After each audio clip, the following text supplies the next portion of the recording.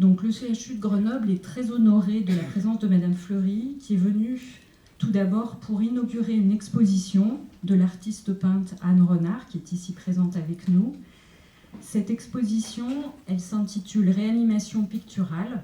Certains d'entre vous ont pu l'admirer, puisqu'on a fait une petite visite d'idées en comité un peu restreint, puisque nous sommes dans des services de réanimation, mais il y aura aussi des visites guidées qui vont être faites dans les jours qui vont venir sur inscription avec Anne Renard.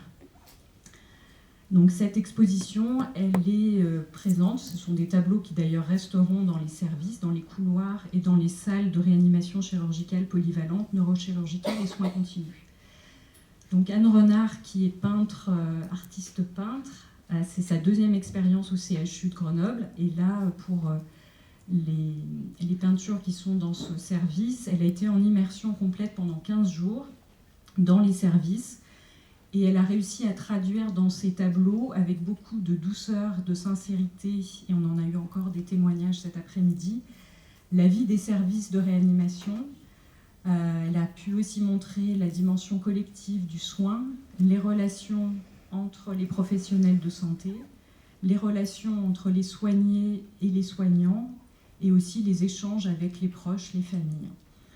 Et donc tout cela transparaît dans les tableaux et aussi est une forme artistique qui permet de transmettre beaucoup de choses, beaucoup de sentiments, d'émotions au-delà du soin, entre guillemets, plus classique. Donc on peut dire que l'objectif de cette démarche artistique et humaniste a été atteint, puisque l'objectif c'était d'apaiser, de rassurer, de mieux accompagner et d'accueillir dans ce lieu à part qu'est la réanimation. La conférence d'aujourd'hui et cette exposition, on l'espère, sont la première étape importante dans la construction de liens que le CHU de Grenoble souhaite développer avec Madame Cynthia Fleury et son équipe. Notre objectif commun étant la création d'une antenne de la chaire Humanité et Santé à Grenoble. Je vais laisser maintenant Julia Champé le soin de présenter notre oratrice. Je vous précise également que la conférence sera suivie d'un échange avec le public et sera clôturée à 18h. Voilà. Je vous remercie. Bonne conférence à tous. Merci beaucoup. C'est effectivement un immense plaisir et un honneur, Cynthia, de vous accueillir à Grenoble. Madame Cynthia Fleury est philosophe spécialisée dans le soin. Elle est psychanalyste et enseignant-chercheur. Et elle est en co-responsabilité et en direction de 2 chaires qui nous importent beaucoup. Elle est professeure titulaire à la chaire Humanité médicale du Conservatoire national d'art et métiers à Paris. Elle est également professeure de philosophie au GHU Paris Neurosciences de l'hôpital Sainte-Anne, à Paris également, et puis professeure associée à l'école des mines Paris Tech. Elle est l'autrice de nombreux ouvrages dont vous avez très probablement entendu parler, pour n'en citer que quelques-uns, parce qu'on ne va probablement pas pouvoir tous les citer, mais je citerai Pretium Doloris, Le soin est un humanisme, Sigil amer, Guérir du ressentiment, Ce qui ne peut nous être volé, ou la charte du Verstelen, en coécriture avec Antoine Fenoglio, et puis tout récemment, en 2023, La clinique de la dignité. Vos écrits sont autant de mots réparateurs pour nous, chère Cynthia, et vous êtes venue nous parler de votre pensée sur l'éthique du care, sur la politique du care. Vous allez développer les idées de mieux prendre en compte les vulnérabilités individuelles et collectives, et peut-être, qui sait, trouver des moyens de les sublimer. Vous êtes également venu pour, comme l'a dit Madame Sama, inaugurer l'exposition Réanimation picturale, qui est une exposition in situ permanente, un projet art et soins réalisé par la peintre Anne Renard, que je salue au passage. Et c'est vraiment un projet qui nous est cher et qui correspond au proof of care, ou au proof of concept, l'épreuve de soins et la mise en pratique des humanités médicales qui ne peuvent pas rester que des idées théoriques dans notre médecine contemporaine. Donc vous allez probablement nous parler un petit peu de ça. Et puis en effet, peut-être pour demain, un projet d'une antenne de la chaire de philosophie parisienne à Grenoble, ce qui serait un plaisir pour nous. Merci Cynthia.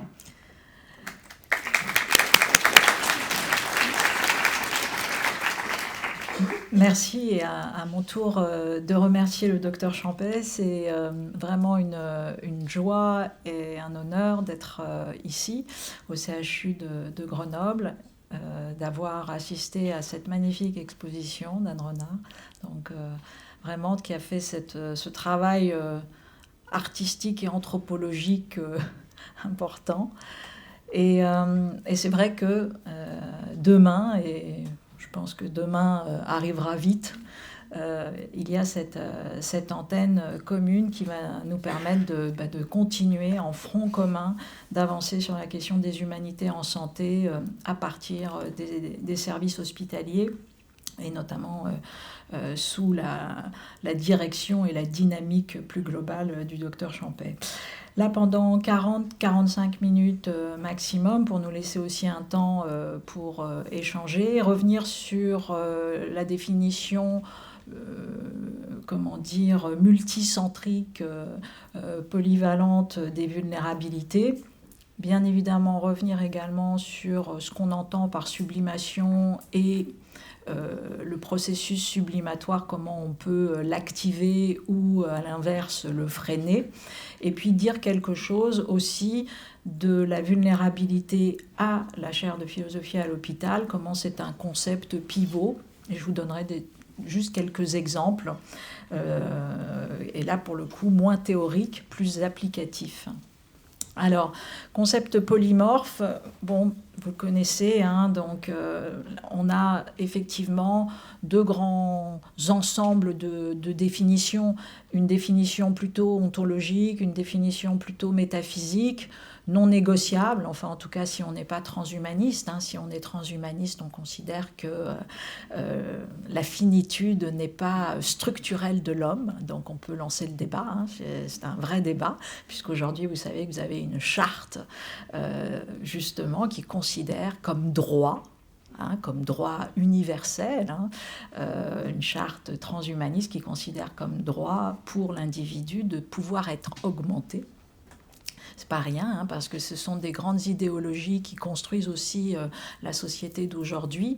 Je vais dire que tous les grands acteurs de la Silicon Valley, des Google, etc., des Amazon, des GAFAM, sont entre guillemets très souvent transhumanistes par comme ça comportement et voilà, comme par valeur. Donc on restera quand même sur une définition ontologique de la vulnérabilité, avec le fait que c'est une condition humaine partagée.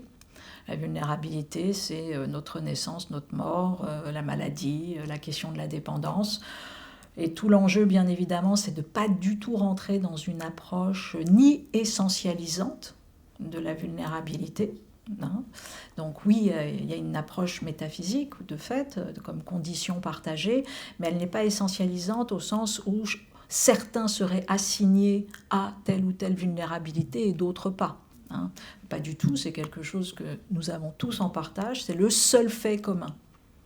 Le seul fait commun, c'est la vulnérabilité, ce qu'on peut appeler l'autonomie. L'autonomie est une construction commune, peut-être même parfois une fiction, mais une fiction régulatrice, mais en tout cas c'est une construction. Le fait inaugural, c'est la vulnérabilité. Donc du latin, comme vous voyez, vulnus, hein, qui est exposé à recevoir des blessures, donc qui n'est pas simplement blessé, mais c'est toute la problématique des facteurs d'exposition, et à ce moment-là, on va aller basculer plutôt dans des définitions socio-historiques, culturelles, politiques, économiques, sociales, et c'est là où, généralement, on peut avoir des grands effets pervers, des points de stigmatisation, etc. Juste, je vous ai mis un des grands auteurs, bien sûr, avec son texte « Autonomie et vulnérabilité », qui distingue des ordres de vulnérabilité affectant la capacité à être autonome, relatif à, il y en a 4, la parole, l'agir, la capacité à se conformer à un ordre symbolique, et puis les questions d'imputabilité. Donc on voit que, on en parlait justement sur les questions de médecine narrative ou d'éthique narrative. Le premier point souvent, c'est pour sortir de sa vulnérabilité, ce n'est pas toujours le cas, mais en tout cas on sait que déjà pouvoir dire sa vulnérabilité, c'est déjà retrouver un peu de capacité. Et on le sait bien dans le travail analytique. Et d'ailleurs, très souvent, des individus qui sont atteints, qui ont été abusés fortement, traumatisés fortement, ont bien évidemment une incapacité à verbaliser, ne peuvent plus passer par ce raconter-là. Et déjà, c'est une fonction agente qui est soustraite.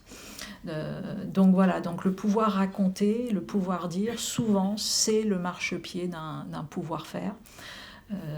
Donc là encore, les humanités médicales, les humanités en santé, souvent elles partent de cette question de la verbalisation possible et du fait de pouvoir devenir le sujet d'une histoire. La question bien sûr chez Lévinas, la vulnérabilité c'est un grand concept dans la sociologie.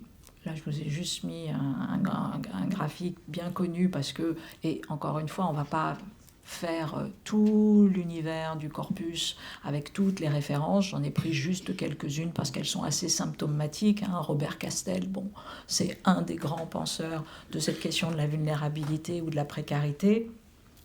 Être vulnérable, c'est être exposé à des menaces externes plus ou moins prévisibles qui mettent à l'épreuve un certain nombre de ressources détenues par des individus, des groupes, des communautés sur des territoires. La zone de vulnérabilité correspond donc à une double fragilisation des statuts dans la sphère de l'emploi avec le développement de l'emploi temporaire, des statuts atypiques d'emploi, du chômage, et en particulier du chômage à longue durée, mais aussi fragilisation des liens sociaux primaires avec le développement de l'instabilité familiale, double mouvement de recul sur les deux axes, etc. Donc vous voyez que en fait, il y a des boucles de vulnérabilisation dans lesquelles on rentre. Et tout le problème, c'est encore une fois de ne pas assigner à résidence de ces vulnérabilités, de voir comment on vient lutter contre ces différentes sphères de désaffiliation, c'est le terme qu'on trouve chez Castel.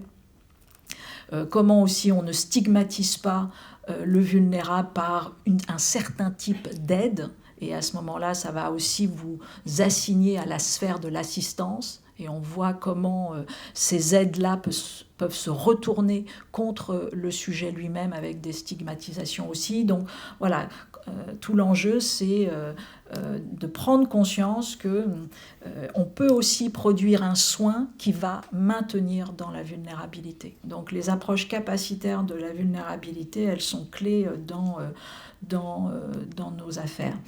Là aussi, on change de paramètre, mais on peut parler de définition organisationnelle, institutionnelle. Et c'est pour ça que tous les travaux de la psychodynamique du travail, mais tous les travaux de la clinique institutionnelle ou de la psychothérapie institutionnelle sont intéressants, parce qu'ils vont venir nous montrer comment on peut avoir une vulnérabilité au niveau de l'institution, comment on peut avoir vous voyez les travaux d'Hermann Simon 1929, donc c'est le grand travail autour de soigner l'hôpital, donc c'est pas, ça date pas d'hier. Et puis je vous ai mis quelques comme ça grandes références parce que en gros, je dis en gros, vraiment, nous avons deux types de façons d'attraper ce grand dispositif qu'est l'hôpital. Tout ce que nous a enseigné Foucault avec la philosophie clinique, avec tout son travail sur, bien évidemment, le biopouvoir qui s'y joue, le fait que c'est à la fois l'hôpital comme technologie moderne, mais vous vous souvenez des travaux qui sont liés aux machines à guérir, etc. Donc qui peuvent avoir une déshumanisation infiltrée comme ça, insidieuse, à l'intérieur même de l'outil technique. Et puis, les travaux, par exemple, de Goffman aussi, qui a parlé d'institution totale. Institution totale, c'est toute son expérience sur les hôpitaux psychiatriques, les asiles en l'occurrence, en 1961, et comment cette institution est une fabrique totale de vulnérabilité des patients, bien sûr, mais de vulnérabilité aussi des soignants. Donc comment, en fait, voilà, quand on commence à comprendre ça, tout notre enjeu, c'est de produire des institutions qui sont tout sauf totales. des institutions qui permettent au contraire l'interstitiel, qui permettent de résister à la rationalisation gestionnaire, qui permettent de produire un lieu autour de la réflexivité des pratiques en institution, parce que c'est tous les enseignements de la clinique institutionnelle. C'est que si nous ne produisons pas, par exemple, des lieux qui permettent à la réflexivité sur les pratiques d'être dans du temps institutionnel, qu'est-ce que nous produisons? De la pathoplastie, donc de la vulnérabilité. La pathoplastie, c'est un terme qui avait été inventé par Frankl dans les années 30, tout simplement pour à la fois dire plusieurs choses. D'abord, mon Dieu, s'il y avait lui travailler sur la question de la transitivité de la souffrance, c'est-à-dire au moins souffrir pour quelque chose, si j'ose dire. Mais l'enjeu, c'était plutôt la pathoplastie. Vous voyez, c'est l'influence du milieu sur les sujets. Et dans la pathoplastie, vous pouvez mettre beaucoup de choses, pas simplement que la toxicité de telle ou telle personne. Ça, je dirais, c'est la chose la plus simple. Parfois, c'est invisible, c'est beaucoup plus latent. Parfois, c'est la disposition des lieux, des possibilités ou non de circulation, de rencontres, de réunions, etc. Donc, on voit que tout ça, ça crée tout simplement ce que la clinique... la psychothérapie institutionnelle avait simplement baptisé d'ambiance. Ce que Bruce Begou aujourd'hui parle de écophénoménalité des lieux. Voilà, c'est tous les travaux de Toscaïès, d'Oury, pour ceux qui connaissent toute la psychothérapie institutionnelle, de dire, voilà, à partir de quand une institution devient folle, puisque je cite Oury, à partir du moment justement où... on ne fait plus la différence, ou en tout cas on comprend mal cette articulation entre ce qui est un statut, ce qui est un rôle, ce qui est une fonction.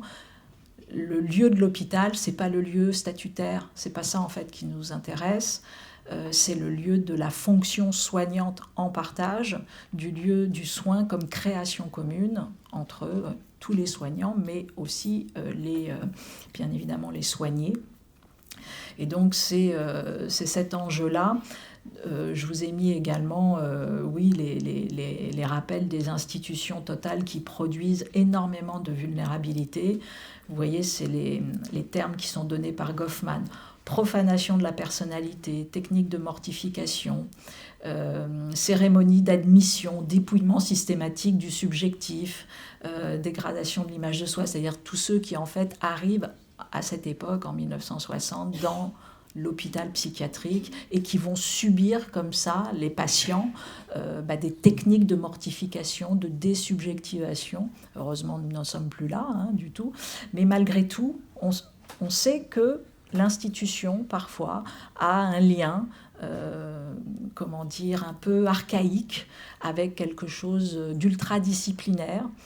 Et cet ultradisciplinaire, il peut aller à l'encontre, justement, du respect de la singularité des agents qui sont à l'intérieur et produire plus de vulnérabilité, alors qu'il est lui-même, normalement, le garant de la protection de ces vulnérabilités. C'est ce que j'avais essayé, effectivement, de travailler dans la clinique de la dignité.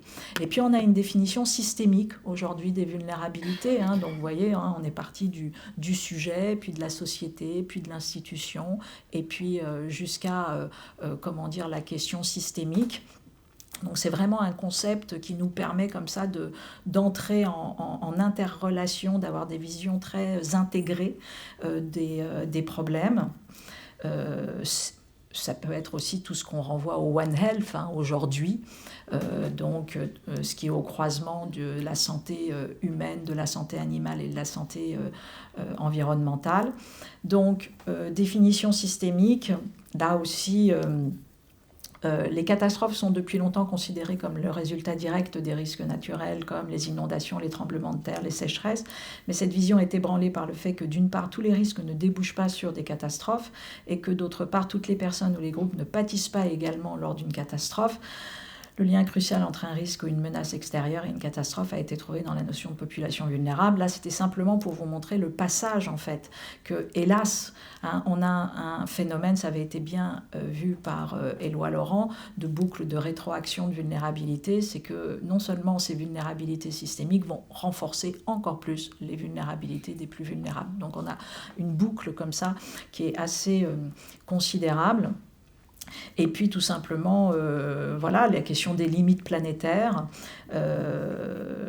comment demain, dans un monde de failles systémiques importants, ces failles systémiques, encore une fois, c'est la question de la transition écologique, c'est la question de l'anthropocène, c'est le fait qu'un événement qui arrive à tel endroit, à Wuhan, arrive quelques semaines plus tard dans un tout autre contexte, eh bien, impacter tout simplement l'ensemble du système. Et ces failles systémiques, c'est quand même... Nous sommes en fait dedans. Nous sommes dedans, on voit ce qui s'est passé à Valence. On sait demain que la transition, entre guillemets, ou l'absence, entre guillemets, de transition climatique et environnementale, en tout cas les freins que nous avons posés, nous sommes allés au bout de cela et nous allons voir petit à petit nos modèles s'effondrer. Alors attention, nos modèles s'effondrer, c'est pas non plus, ça ne veut pas dire que d'autres modèles doivent être justement mis en place, mais en tout cas, ceux d'aujourd'hui, ils vont produire immédiatement d'ailleurs, on le voit, nous basculons très très très rapidement en mode dégradé, et ces modes dégradés, souvent, ils nous emmènent aussi vers l'impossibilité de faire notre métier dignement, et donc vers un sentiment de dégradation de soi-même plus important. Donc l'enjeu, c'est voilà, comment cette vulnérabilité, on en fait un levier capacitaire, comment on en fait un vecteur de connaissance. Encore une fois, nier les vulnérabilités les renforce. Donc à partir de ce moment-là, on peut au contraire considérer que cette clinique, cette cartographie des vulnérabilités, elle nous aide à produire de la robustesse pour ensuite à produire de l'opérationnel. Donc avoir une meilleure connaissance du réel, mais aussi avoir ensuite une efficience renforcée de nos équipes, de notre institution, etc.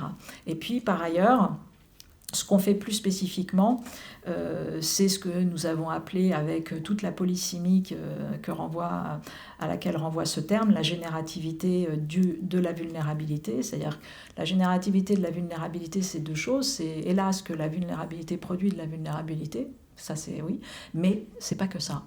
C'est aussi le fait qu'il y a une générativité autre, au sens d'une fécondité, qui est produit aussi à partir de la vulnérabilité, parce que tout simplement, quand vous réduisez les champs des possibles, vous activez la fonction de conception.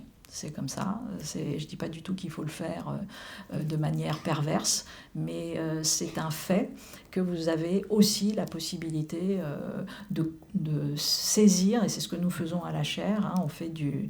On a une approche capacitaire de la vulnérabilité au sens de proof of care, de co-design capacitaire, c'est-à-dire qu'on va essayer quand on fait des protocoles, des prototypes de soins, etc., toujours de partir de la conception du plus vulnérable. C'est le plus vulnérable d'entre nous qui va poser le diagnostic de départ et qui va essayer de déployer des solutions. Et ça, encore une fois, il ne s'agit pas du tout de dire que c'est la seule et unique manière de faire, c'est une manière de faire, mais ce qui est certain, c'est qu'on voit que l'intérêt de ce co-design capacitaire, c'est à la fois bien évidemment pour les patients, d'aller sur des terrains qui étaient assez contre-intuitifs, où d'emblée on n'avait pas saisi que tiens, on pouvait produire un protocole de contenance en travaillant sur telle et telle dimension. Mais aussi on voit que les équipes, en fait véritablement, je ne vais pas dire que ça soigne les équipes, mais quand même, ça remet les équipes dans un ethos du soignant qui est tout à fait protecteur. Donc l'intérêt de ces proof of care, de ces preuves de soins, de ces expérimentations qu'on peut faire dans les services hospitaliers, c'est qu'elles produisent déjà une sorte d'énergie et de lien de nouveau avec le sens pour les équipes elles-mêmes. Là, je vous ai fait un focus sur la vulnérabilité et le care, parce que malgré tout, c'est comme ça qu'on saisit bien une des grandes philosophies qui s'organise autour de ce concept de la vulnérabilité. C'est la question du care, et vous voyez, j'ai posé 4 grands âges ici. Un âge clinique, thérapeutique du care, qui est bien pensé par Winnicott, par Bowlby, par Bayonne, etc. Et qui montre en fait que depuis le départ, la prise en considération du bébé, de la vulnérabilité du bébé, en fait, constitue le geste de soin, mais qu'en fait, c'est en préservant cela, je vous l'ai mis en bas, le continuum des soins, c'est comme ça qu'on va activer le système exploratoire et motivationnel de l'enfant. Donc s'il n'y a pas de soins à ce moment-là, de fait, cette activation du système exploratoire et motivationnel de l'enfant, il est mis à mal. Alors heureusement pour nous, il n'est pas mis à mal de façon définitive. Heureusement, dans la vie, on a des rencontres, et le but, justement, je pense, les uns et les autres, c'est de développer aussi cette part soignante en nous, et pas simplement celle des soignants, mais de comment chacun d'entre nous pouvons être des tiers résilients pour les uns, pour les autres, parce que, heureusement, il n'y a pas que ce moment fragile, terriblement fragile, des 1000 jours et au-delà. Toute notre vie, nous avons besoin de rencontrer des tiers résilients pour faire advenir ce système exploratoire et motivationnel, et cette fois-ci pas de l'enfant, mais de l'adulte que nous sommes. Rester des agents qui veulent connaître, qui veulent révolutionner l'épistémologie, qui ont le courage de cela. Mais pour tout ça, en fait, il faut avoir des sphères d'attachement. Il faut régulièrement activer le soin entre nous. Donc c'est ce que raconte en fait l'éthique du care. Donc cet âge clinique, thérapeutique, et puis petit à petit le care s'est ouvert, je passe parce qu'aujourd'hui je pense que c'est assez bien connu, mais un âge éthique du care plutôt genré, avec Carol Gilligan, mais qui est représenté par exemple en France par des gens comme Sandra Logier, Pascal Molinier et puis tant d'autres, parce que j'ai pas pu vous mettre tous ceux qui ont travaillé sur le fait de dire mais tiens, est-ce qu'il y a une façon autre de penser une morale, une éthique, ce serait celle du care, et celle du care, c'est-à-dire toujours une éthique décentrée, une éthique où le sujet, au sens lévinassien, se fait en fait le porteur. En tout cas, il se décentre de sa position, il essaye de maintenir la qualité des relations en présence, dit notamment Gilligan. Hélas, et c'est ça qui est très important pour nous aujourd'hui, c'est d'en passer par un âge politique du care, qui justement considère que oui, si sociologiquement ce rôle a été essentiellement porté par les femmes, il est grand temps de comprendre que c'est, comme dit Tronto, l'activité caractéristique de l'espèce humaine et pas des femmes. Et donc à ce moment-là, c'est vrai que ce qui nous intéresse, vous voyez, donc on est plutôt dans les années 50 sur l'âge clinique, plutôt dans les années 80 avec l'âge éthique, plutôt politique dans les années 90 et au-delà, même si tout est vrai. C'est ça l'intérêt en sciences humaines et sociales, c'est qu'une vérité ne chasse pas l'autre. Elles peuvent cohabiter et au contraire se densifier les unes par les autres. Donc un âge politique du care, Tronto les années 90, où on va déféminiser d'une certaine manière le care, le dégenrer, et puis travailler sur cette question. C'est à partir de là qu'on va aussi travailler sur la question du dirty work sous-entendu par le care, c'est-à-dire toute la question de l'invisibilité du care, de la pénibilité du care, Et tout ça est lié, hein, parce que cette pénibilité soit très forte, qu'elle produise de l'invisibilisation, que cette invisibilisation, comme par hasard, c'est de la féminisation, etc., etc. Tout ça est lié. Donc, notre enjeu, c'est au contraire de voir comment on vient déconstruire ce dirty care, ce dark care. C'est pour ça que je vous ai mis aussi des noms comme ceux de Elsa Dorlin, et puis les noms de Fabienne Brugère, de Corinne Péduchon, de Worms, de Lefebvre, etc., qui travaillent beaucoup, bien évidemment, sur la partie française, hein, cette question. Et puis, alors que le care, des années 50 et même des années 80 ne donnait pas tellement de place aux vivants, en fait, le care aujourd'hui, ça s'ouvre. Hein, on est dans du One Health, tout simplement, même si je sais aussi toutes les instrumentalisations du One Health, hein, mais il n'empêche que voilà, on peut aussi travailler avec cette notion. On est rentré dans un âge environnemental du care où, encore une fois, les vulnérabilités sont prises jusqu'à le lien avec le vivant, comment maintenir des relations dignes avec son milieu, comment derrière tout contrat social, il y a un contrat naturel, dirait Michel Serres. Et vous voyez, c'est des auteurs qui, au départ, ne parlent pas du soin, nécessairement. Que ce soit Jonas, Philippe Descola, Catherine Larère, etc., même Bruno Latour, tous ces auteurs, ce ne sont pas des philosophes du soin. Et pourtant, bien évidemment, aujourd'hui, on peut aller travailler avec ce corpus-là pour montrer que voilà, le cercle du vivant, l'éthique du care, ce n'est pas simplement de l'interhumain, c'est un lien avec le vivant non humain. C'est les travaux de Vinciane Després ici, de Baptiste Morisot, encore une fois il y en a d'autres, de Dominique Bourg.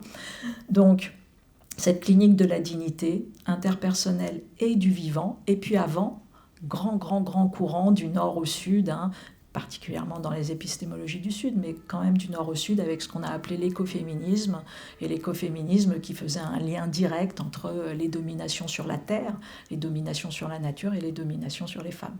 Hein. Et donc bien sûr, toute cette grande déconstruction, là aussi, hein, elle ne parlait pas au départ de soins, mais aujourd'hui, l'écoféminisme est un antécédent très fort du care.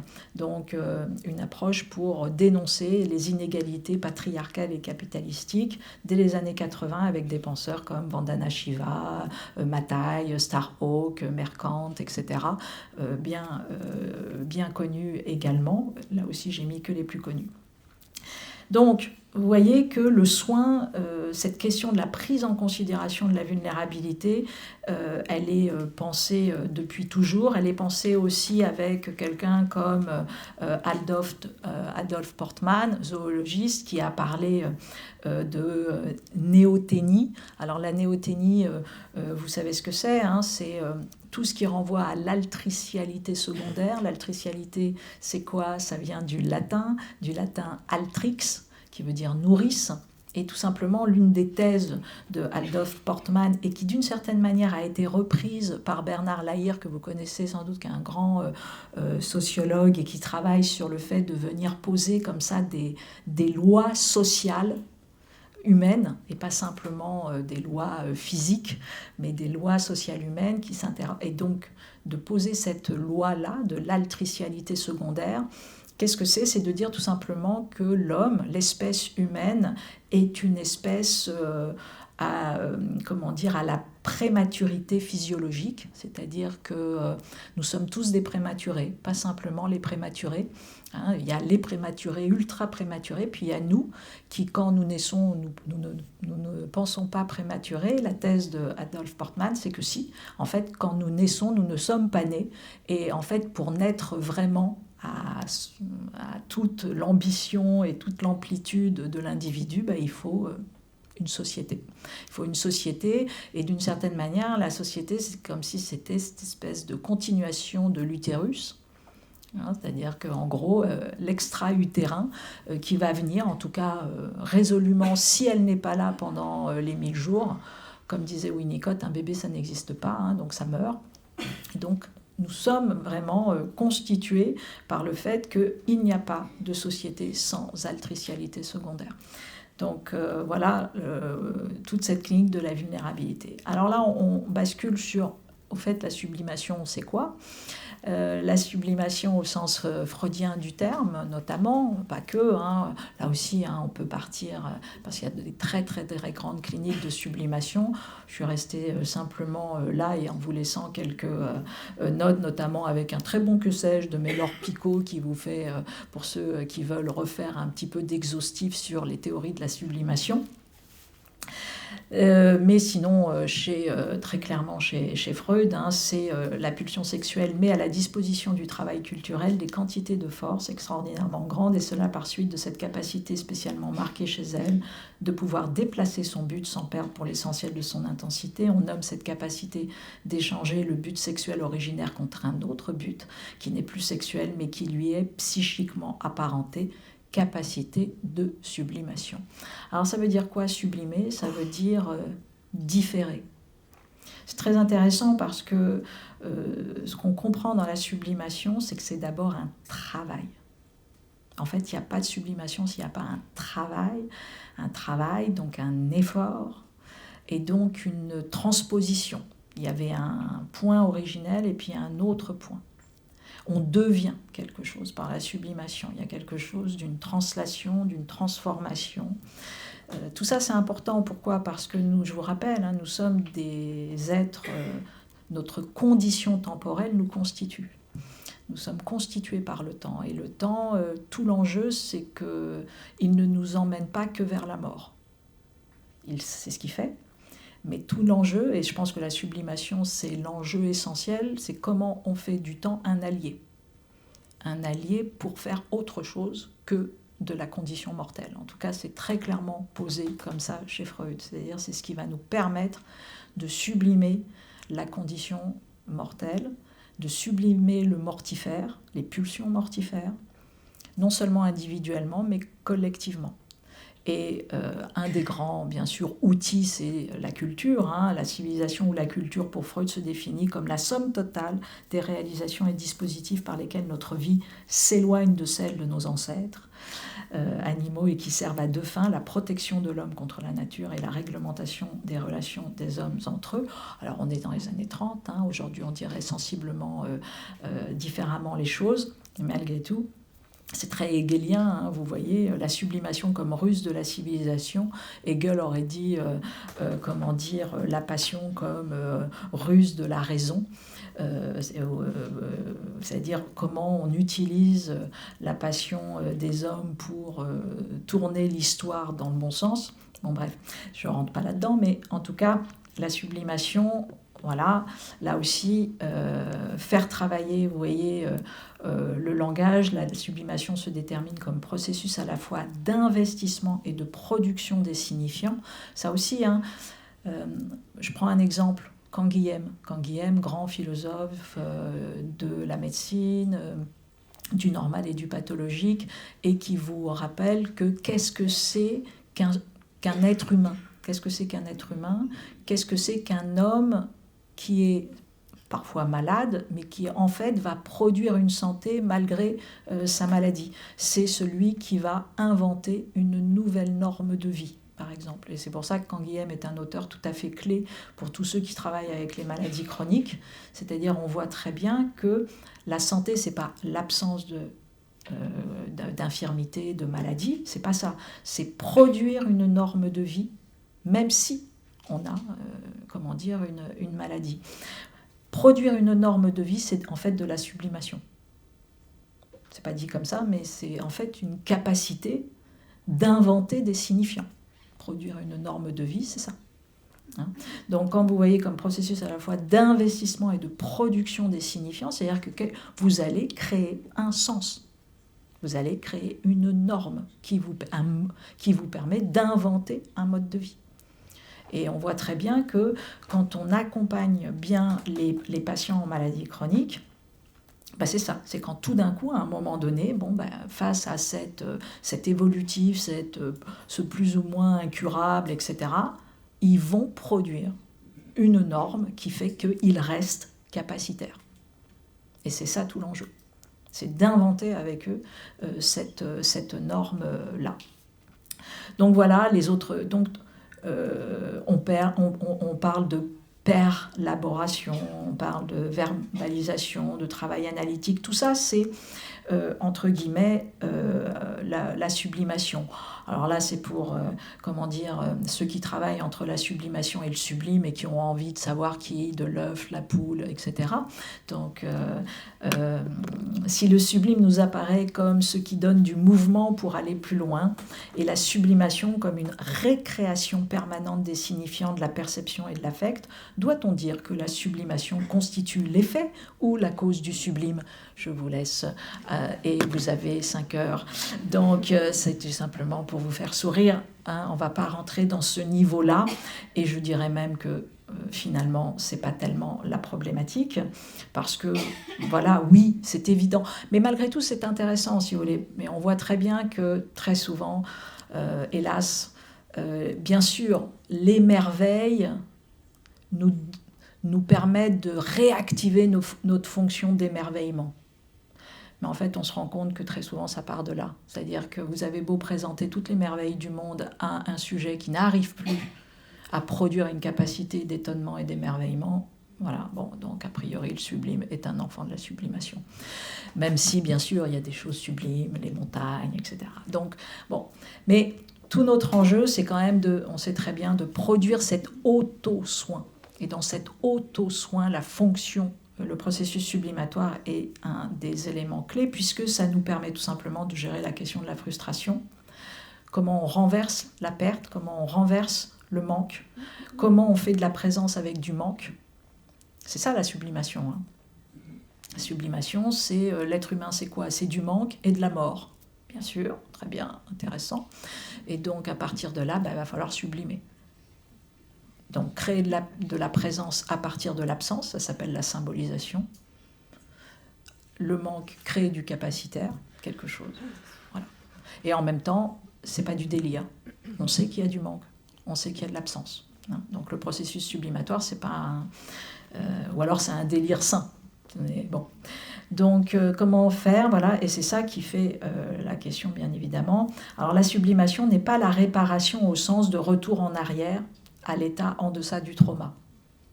Je pense que ce qui est intéressant dans ces questions de sublimation, c'est de nous faire réellement comprendre qu'est-ce que soigner, qu'est-ce que guérir parfois. Oui, il n'y a pas. Hein, Jean Kelevitch disait le temps, c'est toujours à l'endroit. Bon, c'est-à-dire que voilà, on peut pas. Il n'y a pas d'à-rebours possible. Donc oui, il y a aussi dans la sublimation quelque chose de parfois de comprendre que voilà, ça ne sera pas au sens d'une réparation. On ne retourne pas en arrière, c'est forcément une création. Mais ça renvoie, voilà, ce qui est intéressant, c'est qu'on voit que pour activer cette fonction de sublimation, il y a plusieurs façons. Parfois, c'est simplement d'aller activer nos endorphines et de redécouvrir que, tiens, notre puissance de sublimation, elle passe aussi par cette chose bête qui s'appelle un corps. C'est comme ça, nous sommes des corps. Mais parfois, c'est dans le fait de réactiver, on le sait très très bien, il y a beaucoup de travaux aujourd'hui sur notre déficit des fonctions esthétiques et de nos régimes d'attention. Parce que oui, nos régimes d'attention sont appauvris, nos fonctions esthétiques sont appauvries, et oui, ça vient mettre à mal notre capacité sublimatoire qui est absolument nécessaire pour nos processus de résilience, de soins, etc. Donc c'est là pour le coup, c'est-à-dire que oui, regardez l'étoile d'Anne Renard, à un moment donné, oui, ça réactive cette fonction esthétique, et cette fonction esthétique, elle réactive notre puissance de résilience interne, etc., etc. Les freins, les obstacles à la résilience, je passe rapidement parce que je vais éclater mon temps sinon, mais c'est vrai qu'il y a des questions auxquelles je ne sais pas répondre, à part que des preuves me montrent que tout de même non. Par exemple, quel lien entre l'expérience traumatique et la capacité de sublimation ? Est-ce que, par exemple, il y a des expériences traumatiques telles qu'elles détruisent toute capacité de sublimation ? Je ne sais pas répondre à cette question. Je pars du principe, c'est ce que j'avais mis dans 6J la mère, que mon rôle en tant que thérapeute, clinicien, etc., c'est de dire que c'est possible. Je ne vois pas comment je peux... Voilà. Mais peut-être qu'il y a des endroits où je suis face à des sujets où non, quelque chose d'autre a été cassé et il y a quelque chose que je ne pourrais pas. Mais malgré tout, je défends cette possibilité que oui, c'est possible. Et donc, j'avais travaillé sur, on y reviendra peut-être dans les questions de la mer, une expérience de la sublimation.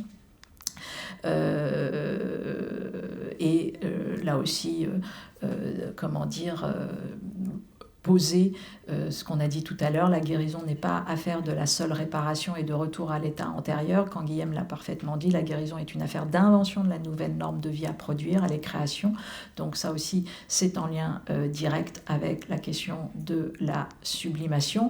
Et je vous ai mis juste, mais il y en a beaucoup d'autres, sur cette question de savoir si le trauma fait disparaître à tout jamais une capacité de résilience, une capacité de sublimation. Je ne sais pas, il y avait un article qui paraissait en 2020 de Tendency for Interpersonal Victimhood et qui est sur un nouveau syndrome, entre guillemets, de la tendance à la victimisation interpersonnelle. Pourquoi je vous mets juste ça? Parce que justement, là, on voyait malgré tout que développer une tendance victimaire, en fait, relevait considérablement du contexte dans lequel les individus évoluent, et donc, a priori, que vous pouviez avoir vécu les pires traumas et développer une capacité sublimatoire, vous pouviez avoir vécu aucun trauma et ne pas développer de capacité sublimatoire, vous pouviez avoir vécu et du trauma et ne pas développer, en fait,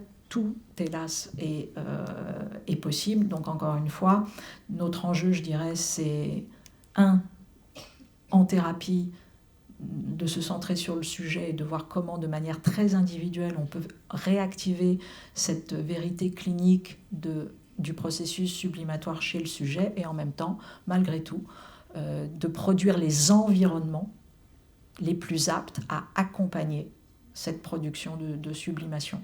Et ça, à ce moment-là, c'est un rôle de l'institution, c'est un rôle, bien sûr, des différents institutions que nous rencontrons au cours de notre vie, que ce soit l'école et bien évidemment l'hôpital à l'heure d'aujourd'hui. Alors, dernier point, il me reste 4 minutes, comme ça c'est très bien, pour vous parler de la chaire de philosophie. Pourquoi nous avons créé cette chaire de philosophie à l'hôpital? Parce qu'il y avait des grands changements structurant l'univers de la santé qui nous semblaient importants et qui nous disaient que tiens, il serait bien temps de remettre encore les humanités médicales, les humanités en santé au cœur des services hospitaliers, que ce soit la transition épidémio, avec en plus pour certains pays un double fardeau et infectieux et chronique, et demain nous aussi, les questions de santé connectée. Sincèrement, si on ne met pas des humanités en santé, on va se retrouver avec du monitoring qui sera tout sauf respectueux de la singularité des êtres humains. Moi, j'avais appelé ça la bien-surveillance. Donc attention, la question de la raréfaction des moyens qui continue avec une pression réificatrice très très importante, le burn-out des patients ou des soignants, les lignes de partage pas simples entre augmentation, réparation sociétale, médicale, etc. Donc les failles, on l'a dit, les failles systémiques. Pourquoi je pense sincèrement que défendre les humanités en santé, c'est non seulement quelque chose qui est protecteur des institutions de soins, mais je pense que c'est protecteur de l'état de droit. Donc vous voyez, je pense que vraiment on a un des grands enjeux pour une raison très simple, c'est que qui dit faille systémique dit immédiatement régime d'exception. Les régimes d'exception, c'est une sortie de l'état de droit. Alors au nom de l'état de droit, mais enfin quand même, c'est des régimes d'exception. Et les régimes d'exception, ça fait de l'utilitarisme, ça fait de l'éthique utilitariste, c'est-à-dire de l'éthique populationnelle, et qui est totalement antinomique de l'éthique jurisprudentielle comme les humanités en santé l'entendent. Donc si nous ne nous rendons pas beaucoup plus robustes en mettant les humanités en santé tous les jours dans nos institutions pour que précisément dans des moments de faille systémique on soit extrêmement alerte sur ces questions, elles auront encore plus tendance à disparaître dans ces moments-là. Donc vraiment c'est un rôle et protecteur pour l'institution et protecteur pour ce qu'on appelle un état de droit, un état social de droit. Ça, c'est le périmètre de la chaire, vous voyez, avec toujours une approche subjective du soin Hein. Nous ne soignons pas des maladies, mais des personnes malades. L'approche institutionnelle du soin, puis l'approche politique, faire un continuum entre enseignement, recherche, formation et expérimentation, faire du co-design. On a 5 grands thèmes, tout ce qui est design capacitaire, tout ce qui est la place de la nature dans le rétablissement en santé, tout ce qui est notre cœur de métier, les savoirs expérientiels, la philosophie clinique, l'éthique médicale, etc., les humanités en santé, la question de la santé connectée, et puis on travaille bien évidemment avec des antennes qui sont à l'international et qui travaillent sur une clinique du développement autre. Ça, ce sont les quelques antennes, et puis vous pouvez vous référer à cherphilo.fr, vous voyez un petit peu des publications, les hotspots de la vulnérabilité et de la résilience, art, soins et résilience, la garantie humaine de l'IA sur les proof of care, les deuils dans les organisations, vous voyez un travail quand le récit fait soin, parole et récit de soignants. Vous voyez, il y a quantité de ressources en ligne. Je vous invite vraiment à la fois voir les travaux des chercheurs, les thèses des doctorants, les DIU, les séminaires, etc. Et puis, pour conclure, comment cette question de la vulnérabilité à la chair, c'est un concept pivot. D'abord, c'est notre GIS, donc on l'a mis vulnérabilité et générativité. On est devenu donc un groupe d'intérêt scientifique. Et si demain, ici, devient une antenne, nous serons très très heureux de l'accueillir dans ce GIS porté par Sorbonne et le conservatoire. Nous sommes bien sûr en lien structurel avec l'université des patients. Vous avez aussi ici une université des patients à Grenoble qui est née justement après et en lien direct aussi avec l'université des patients, avec une chaire compétences et vulnérabilité qui aujourd'hui par exemple est en train de réfléchir à un centre pilote exploratoire d'un bilan de compétences qui inclut dans le bilan de compétences socio-professionnelles la question du cancer, donc qui est un projet pilote qui est mis en place. Vous avez un programme, ce qui peut-être vous intéressera, qui est notamment mis en place par Milan Garcin, qui est commissaire d'exposition, et Frédéric Bettinger, qui est chercheur associé chez nous à la chaire, sur la beauté de la vulnérabilité et qui a produit tout un travail autour de art, soins, résilience, avec une exposition itinérante, etc. Donc, la beauté du vulnérable, vous pouvez voir ce programme, je ne vous ai pas tout mis, hein, mais à la fois c'est des séminaires, c'est des livrables, c'est des articles, etc. C'est une petite expo, enfin bon, bref. Vous avez une note exploratoire, alors là sur quelque chose qui est pour nous très important, qui est plutôt un travail d'anthropo. Donc là c'est plutôt Sophie Glaise, anthropologue, qui attrape la question de la vulnérabilité pour refonder la gouvernance mondiale, rien de moins, au travers de la notion de hotspot de la vulnérabilité. Qu'est-ce que c'est pour ceux qui connaissent, hein, les hotspots de la biodiversité? Ce sont des, vous savez, qui sont posés par l'ONU. Il y en a une trentaine sur la Terre. Ces hotspots de la vulnérabilité, ce sont des hotspots qui représentent 2 à 3% de la surface terrienne et qui en fait sont régulateurs pour 30 à 60% des services écosystémiques pour l'ensemble du globe. Donc tout l'enjeu, c'est d'aller travailler sur ces lieux-là, mais de rajouter les différentes zones de vulnérabilité. Pourquoi on est allé à Panzi? Parce que, selon nous, c'est un hotspot de la vulnérabilité.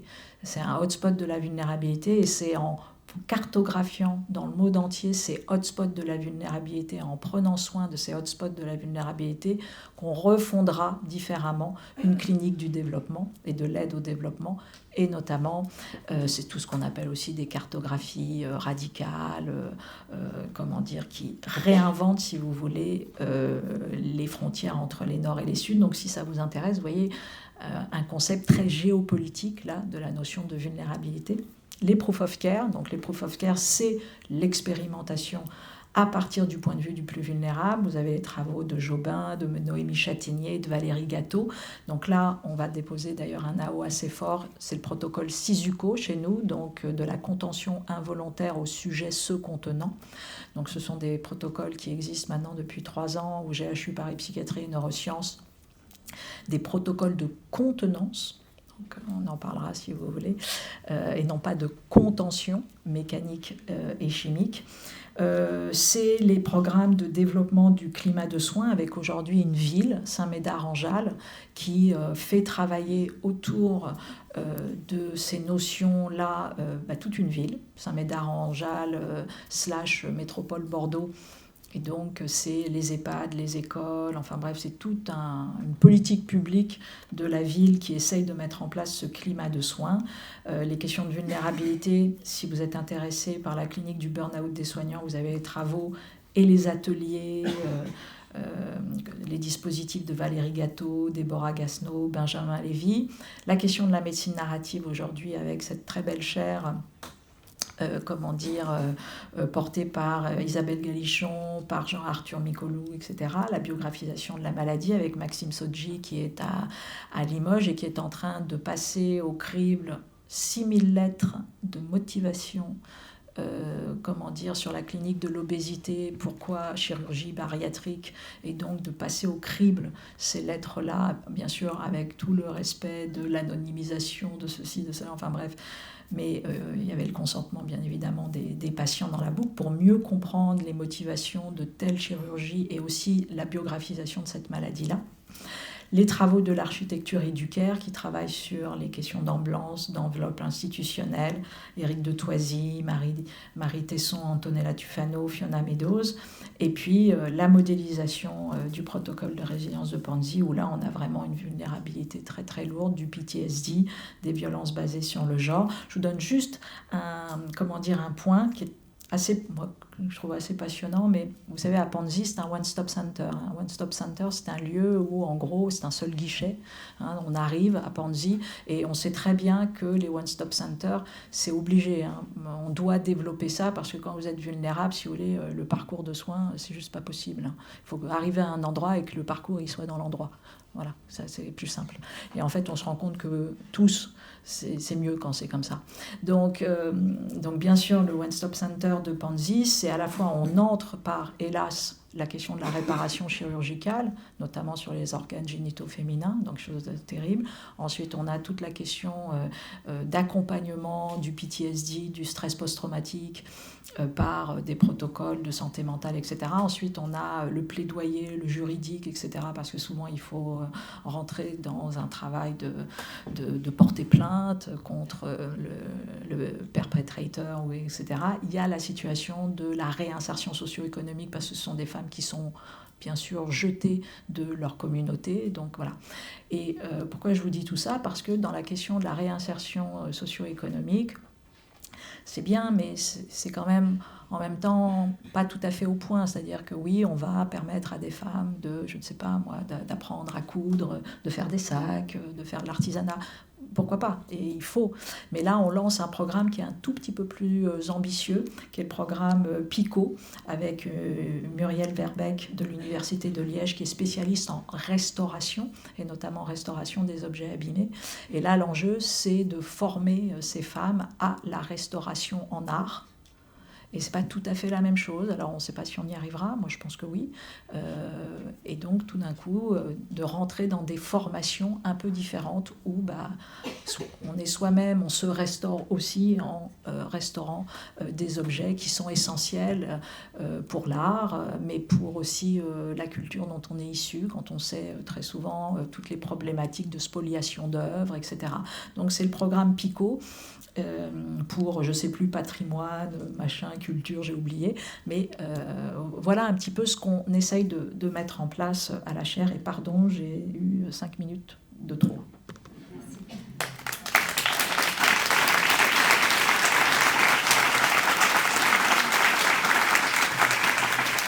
Merci beaucoup, Cynthia. Pour préciser, je ne sais pas si vous l'avez fait, mais Panzi, c'est chez Denis Mukwege, donc c'est au Congo, donc sur Kivu.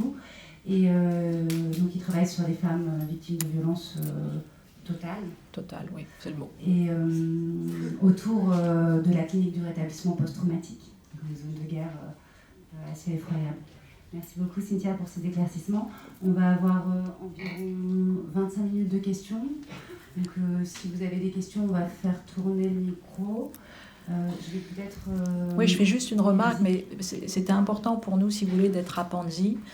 C'était une demande de Denis Mukwege, prix Nobel de la paix, mais c'était important parce que c'est lui qui a voulu la chaire de philo à Panzi.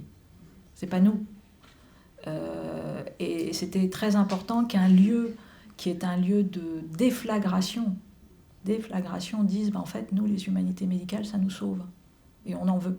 Parce qu'on ne sait plus le sens de la vie, on n'y arrive plus, et l'humanité, c'est obligatoire. C'est-à-dire qu'on veut absolument que ce soit notre geste quotidien, sans parler du fait je l'ai dit, de la clinique du burn-out des soignants, etc., qui est énorme. Donc vous voyez, c'était intéressant de voir que, alors que très souvent on nous dit, mais qu'est-ce que vous faites, ces petites choses, bon, oui, c'est sympathique, mais bon, à quoi ça sert, etc. Et là, dans le lieu qui était le plus détruit par la violence, la brutalisation de ce monde, la folie, au contraire, on nous disait, non, nous, on a absolument besoin, oui, on a besoin que vous produisiez demain un travail de médecine narrative et du cinéma, etc. Oui, on a besoin de ceci, etc. Donc c'était intéressant, moi j'en étais convaincue, mais de démontrer encore une fois la viabilité, l'opérationnalité des humanités en santé.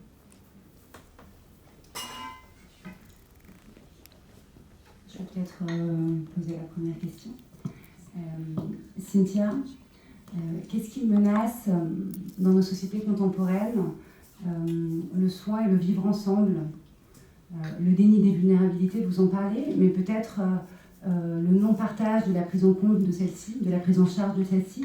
Dans vos ouvrages, vous parlez beaucoup du soin sale, vous l'avez évoqué, le dirty care, le coût de la fraternité, la pénibilité du soin. Est-ce que vous pouvez développer un petit peu à ce propos ? Oui, alors il y a beaucoup de choses, hélas, qui menacent le soin, parce que vous avez, c'est ce que j'avais essayé de démontrer dans la clinique de la dignité, c'est-à-dire que nous sommes une société, en tout cas la société française, l'une des sociétés, les sociétés occidentales modernes, les plus... voilà, on défend, mais c'est pas qu'on défend, c'est que c'est notre ethos structurel de défendre la question de la dignité, la question du soin. On a une rhétorique immense, et donc c'était ce hiatus-là, ce paradoxe-là, si vous voulez, qui était intéressant de dire à la fois nous sommes sans doute de manière civilisationnelle ceux qui ont le plus défendu, et pas que dans la mauvaise foi, aussi sciemment, voilà. Et puis de l'autre côté, le maintien, voire la rémanence, voire la nouvelle invention je l'ai dit tout à l'heure, de modes dégradés, de situations de mise en indignité des uns, du fait effectivement de vouloir défendre ces grands principes de la dignité et de rarement s'interroger, ou en tout cas pas assez, sur la pénibilité de la fabrique de cette dignité pour tous. Et donc l'enjeu, c'est comment on répartit mieux cette pénibilité, comment on la fait mieux connaître, comment on sort, si vous voulez, simplement de cette clinique des grands principes qui oublie tout simplement que derrière il y a des corps. Voilà, ce que je trouve intéressant quand on fait un travail autour des représentations, c'est tout d'un coup de saisir la posture, c'est de voir que les corps sont courbés, voilà, des choses très très simples, mais qui rappellent tout simplement qu'il y a une véritable pénibilité. Et tout aujourd'hui est fait pour un peu chasser, alors à la fois dans des choses positives. Alors je vais vous donner un exemple de choses positives, c'est-à-dire que nous avons choisi la modernité pour le progrès, pour faire du progrès, notamment du progrès social. Nous avons choisi des techniques qui sont la division des tâches, l'hyperspécialisation, l'automatisation, etc. Et c'est très important, il ne s'agit pas de s'en séparer. Vous avez tous vu, ces nos espèces de robots chiens qui aujourd'hui arrivent, nettoient d'un seul Karcher comme ça les toilettes publiques. Bon, pourquoi pas ? Je veux dire, c'est mieux que peut-être un humain qui vient là, des odeurs insupportables, que sais-je. Bon, donc c'est ça, on produit aussi du soin par quelque chose qui est un automate, etc., etc. Mais il s'avère que quand on ne fait que de l'automatisation ou de l'hyperspécialisation ou de la division des tâches, en fait, il y a une déshumanisation, une invisibilisation structurelle qui se met en place, et donc on crée aussi un certain type de vulnérabilité. Donc, résultat, l'enjeu, c'est de voir comment, demain, on invente des protocoles qui nous permettent tout simplement de rappeler ce qu'on a dit tout à l'heure. Le soin, c'est la matrice politique. C'est ça qui fait qu'une société tient. Et à partir du moment où... c'est pour ça que moi, souvent, j'aime bien, non pas simplement parler d'état de droit, surtout en ce moment, puisqu'il y a des sorties un peu intempestives de certains politiques sur l'état de droit. J'aime bien défendre l'état social de droit, parce que je sais à quel point, de fait, c'est en transformant la question sociale comme question politique, au XIXe siècle et au XXe, qu'on a véritablement charpenté et protégé l'état de droit. Donc tout ça pour dire que oui, vous avez, que ce soit l'ultra-accélération, que ce soit ce monde de la numérisation à tout crin, que ce soit demain la transition climatique, enfin pas demain, là aujourd'hui, la transition, on en parlait tout à l'heure, c'est-à-dire comment demain utiliser la santé comme levier essentiel pour la question de la transition environnementale et climatique. C'est un point essentiel, sinon, si vous voulez, il y aura un phénomène où il y aura ce qu'on appelle une régulation par la seule catastrophe. Donc c'est ce que l'histoire connaît bien, mais je dirais que notre enjeu, c'est peut-être de faire une régulation un peu différente. Donc tout ça, nous, on essaye de faire vivre les antennes et les humanités en santé de façon très pratico-pratique à partir de l'endogène des services, comme outil institutionnel, voilà, pas simplement comme supplément d'âme, mais vraiment, c'est un outil comme le processeur, le machin, c'est un outil qui est essentiel, et donc il faut les activer. Mais c'est vrai que c'est un chemin, la culture, en règle générale, du soin, elle commence dès l'école, elle est dans les familles, elle est partout, donc c'est pas, nous ne portons pas seuls, mais voilà, ici on peut au moins tenter de véritablement en faire des outils institutionnels forts. Des questions peut-être ?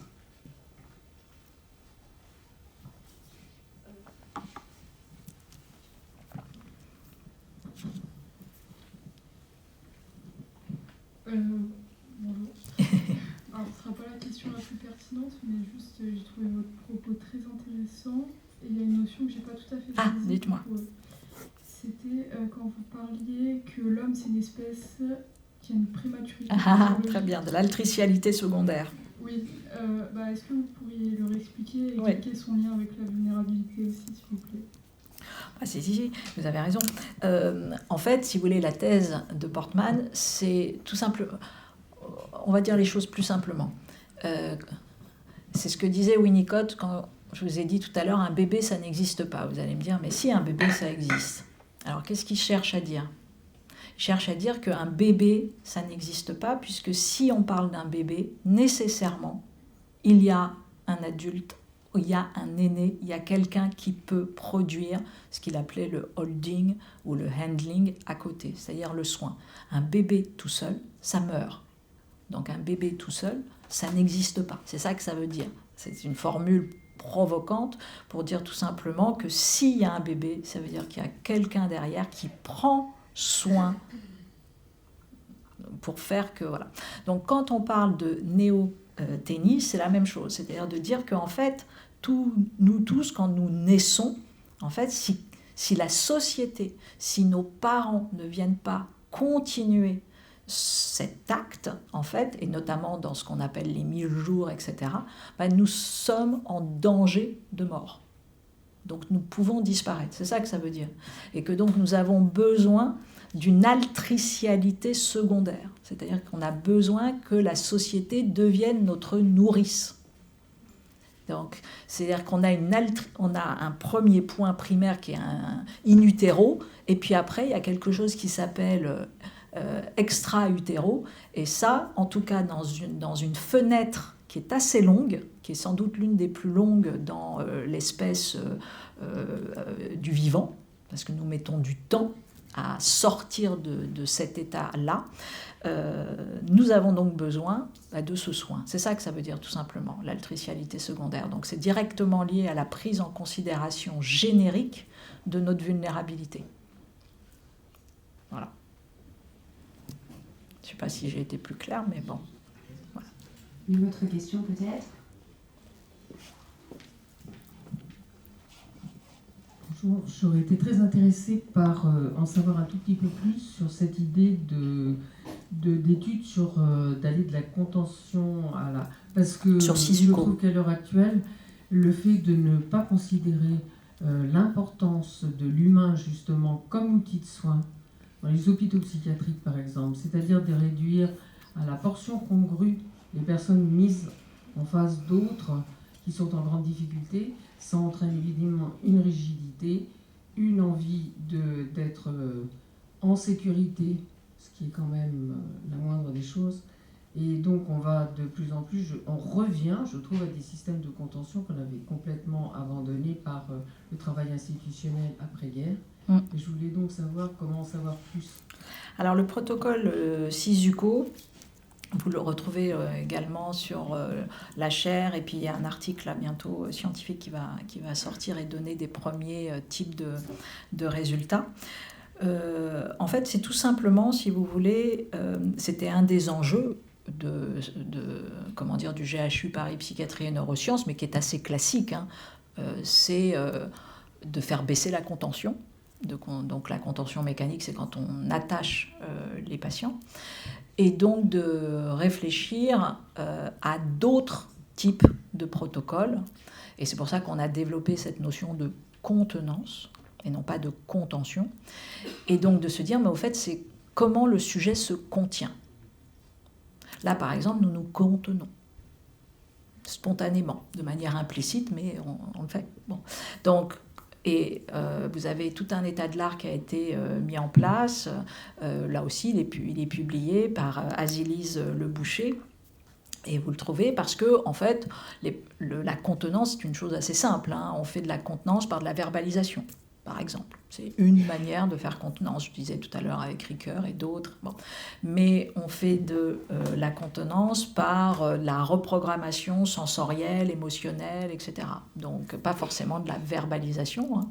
Il n'y a pas que le non-verbal, mais on fait de la contenance par le fait parfois de produire un mouvement, une mise, corporelle, etc. Donc on a listé toutes les manières de faire contenance. On fait de la contenance, par exemple, par de la décharge.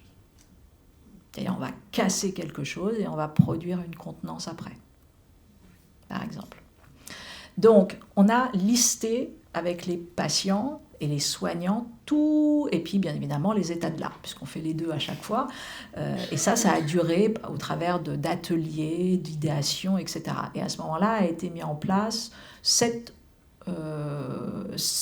protocoles qui ont été et seulement ensuite 2 prototypes. C'est très intéressant d'ailleurs pour voir les arbitrages. Et donc par exemple, on avait un protocole qui était un protocole très demandé par les patients, qui était un protocole, si vous voulez, qui passe par le jeu de rôle, parce que la clinique antipsychiatrique, donc les Leng, les Cooper, etc. Mais ça déjà, quand vous parlez d'antipsychiatrie dans un GHU, déjà ça commence un peu à bouger, alors qu'on est tout à fait capable de voir les limites de l'antipsychiatrie, mais aussi l'intérêt. Et vous savez, on a la métanoïa dans l'antipsychiatrie, c'est-à-dire qu'en gros, on considère que utiliser le délire du patient peut être un outil thérapeutique. Je vais le dire comme ça. Bon. Donc, nous, on avait un protocole dans lequel le patient était invité à rejouer sa crise. Donc déjà ça, vous avez la moitié du staff médical qui part. Donc, mais c'était drôle.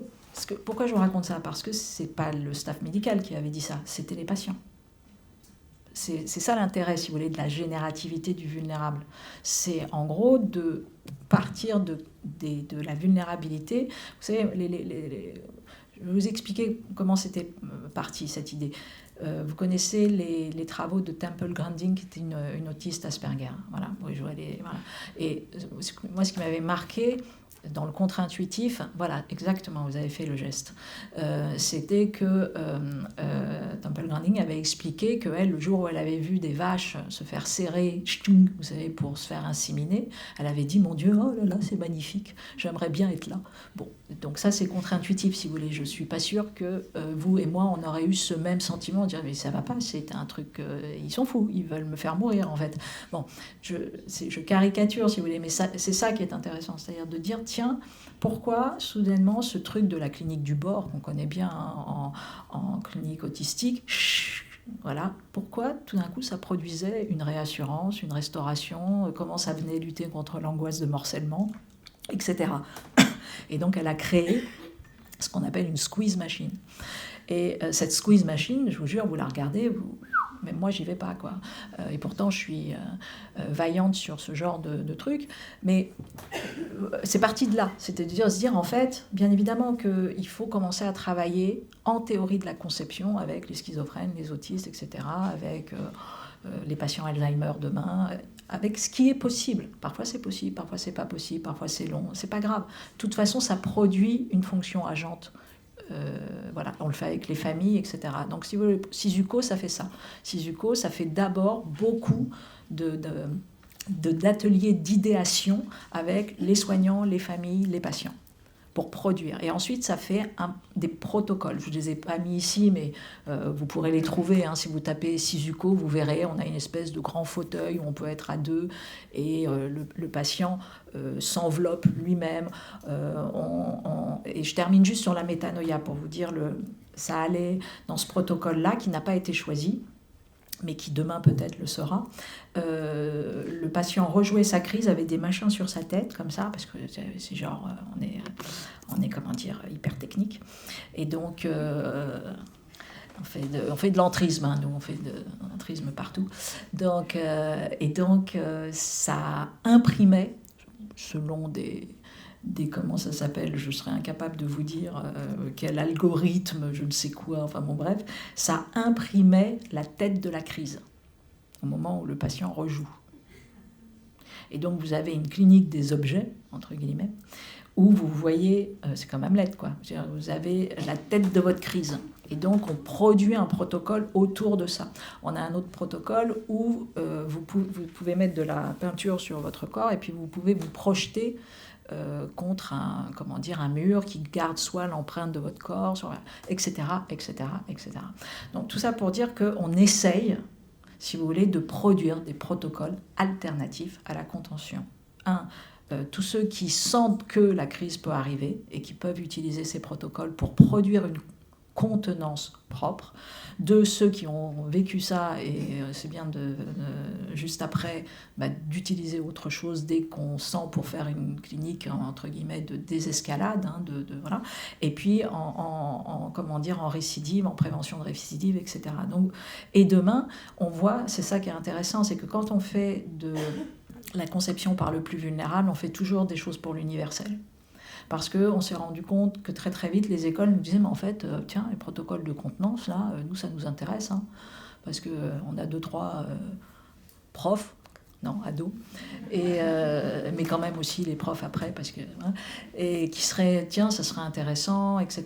Voilà, les EHPAD, qui font de la contention et qui aimeraient bien réfléchir à faire autrement.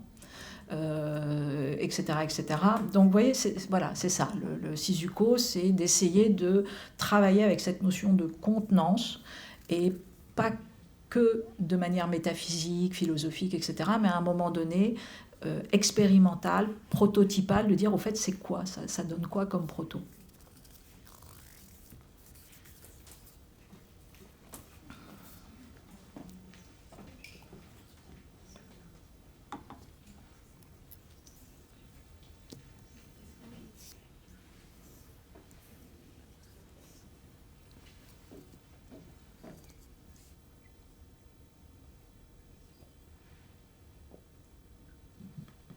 Est-ce que vous ne pensez pas que la sublimation risque d'être empêchée si une nouvelle loi sur l'aide active à mourir advient pour les patients atteints de maladies chroniques ou en fin de vie ?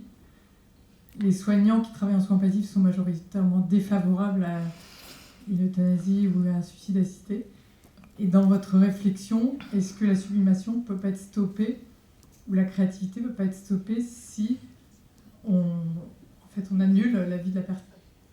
Voilà, c'est une question extrêmement complexe. Et j'ai été, membre du CCNE. Je fais 2 mandats au CCNE.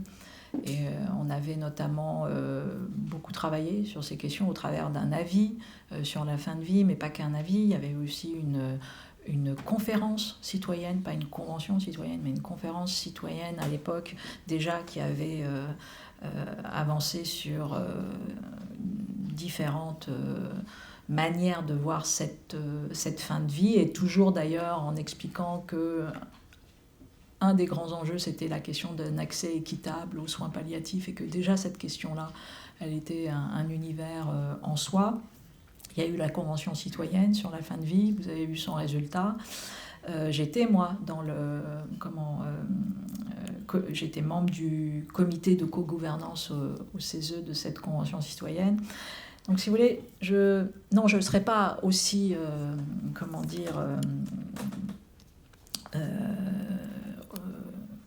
on appelle ça, catégorique, merci.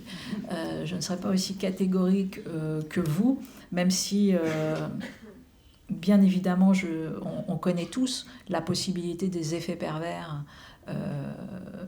et d'une instrumentalisation de la loi. Il s'avère que normalement, si cette loi passe, d'abord, je ne sais pas avec quelle conditionnalité, voilà, parce qu'il y a quand même beaucoup de travaux qui déjà posent des vrais points limites sur lesquels on ne va pas, à la différence d'autres pays, je pense notamment à la Belgique, etc. Donc, déjà ça. Et puis, de toute façon, il y a là aussi, même si c'est pas... Mais il y a un outil d'évaluation, c'est-à-dire que c'est pas une loi gravée dans le marbre, c'est une loi qui va avoir besoin d'un certain type d'usage. Et cet usage, il va remonter avec la collégialité des équipes, la vérité des familles, les individus en fin de vie, s'ils ont la possibilité ou pas de s'exprimer, etc., etc. Donc, si vous voulez, avant que... je pense qu'il y a une manière, malgré tout, de produire une fin de vie avec aussi cette possibilité. Mais encore une fois, hein, c'est un débat qui est vieux comme le monde. Hein. Donc là, vous avez un vrai conflit au sens légitime du terme et même beau, hein, tragique, d'une certaine manière, les deux ont raison, c'est-à-dire de ceux qui vont défendre une dignité de la vie indépendamment de qu'est-ce qu'est cette vie, voilà. Et puis d'autres qui vont considérer que cette vie, à un moment donné, le sujet a la possibilité ou pas de définir qu'elle n'est plus vivable. Et je dirais que les deux, hélas, les deux positions c'est une aporie, si vous voulez. Donc voilà, comment on fait pour essayer de travailler avec ces deux positions, ces deux tensions. En tout cas, on est très, très vigilants, et à la chaire, vous trouverez beaucoup de travaux. Moi, j'ai vraiment veillé à laisser, je pense notamment au docteur Farouja Ossini, qui a fait une très très belle journée d'études sur Dis-moi comment tu meurs, et je ne sais plus, et qui est farouchement, qui est donc psychiatre au GHU, et qui est farouchement opposé à cette question. Elle a fait toute une très très grande journée avec justement venir expliquer pourquoi c'était important avec quantité de médecins, et puis on a essayé de développer aussi des arguments autres. Notre travail, c'est celui-là, si vous voulez, c'est de proposer la cartographie la plus fine, la plus granulaire, si vous voulez, sur le respect des positions des uns et des autres. Il nous reste peut-être le temps pour une dernière question courte, très courte, s'il vous plaît.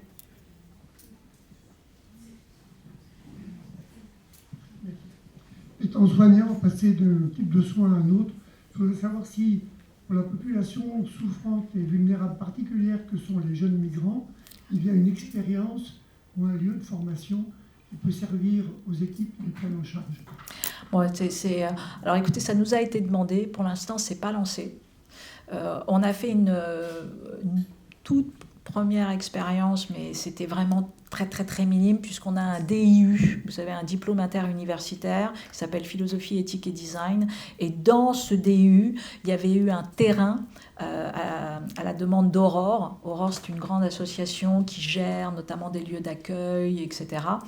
Et alors, c'était des jeunes migrants, mais ce n'était pas des MNA. Hein. Ce n'était pas des mineurs non accompagnés, mais ça flirtait avec. Bon. Et notamment, il y a un lieu qui s'appelle les Amars, donc ils nous avaient demandé comme ça de commencer à travailler avec leurs équipes. Mais, donc on l'a fait. Ça a été très, très, très, très compliqué, mais il n'empêche que voilà, nous, notre enjeu, c'est là où il y a le plus de vulnérabilité, au contraire, il faut y aller. Donc, si vous voulez, il faut faire de la conception, il faut faire de l'expérimentation. Mais encore une fois, voilà, c'est juste ce petit exemple. Mais vous avez, je n'ai pas regardé, mais vous avez des travaux des collègues SHS qui travaillent beaucoup sur ces questions. Nous, pour le coup, à la chaire, c'est une question pour l'instant qu'on a à peine effleurée. Merci beaucoup.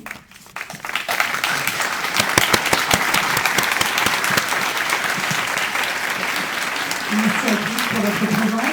Merci à Cynthia Fleury pour son déplacement à Grenoble qui nous a permis de passer, en tout cas à moi et à vous, je l'espère aussi, une très belle après-midi. Merci. Merci à vous.